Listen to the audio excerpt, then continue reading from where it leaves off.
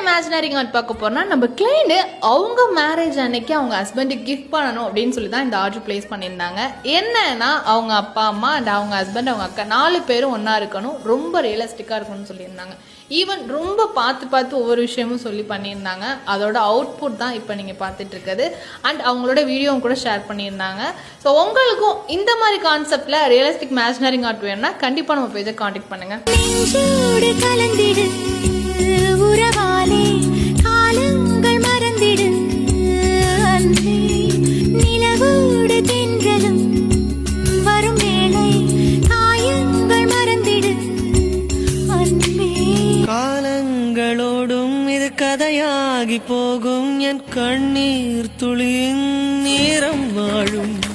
தாயாக நீதான் தலை கோத வந்தாலும் அடி மீது மீண்டும் ஜனனம் வேண்டும். என் வாழ்க்கை நீ இங்கு தந்தது, அடி உன் நாட்கள் நான் இங்கு வாழ்வது. காதல் இல்லை, இது காமம் இல்லை, இந்த உறவுக்கு உலகத்தில் பெயரில்லை.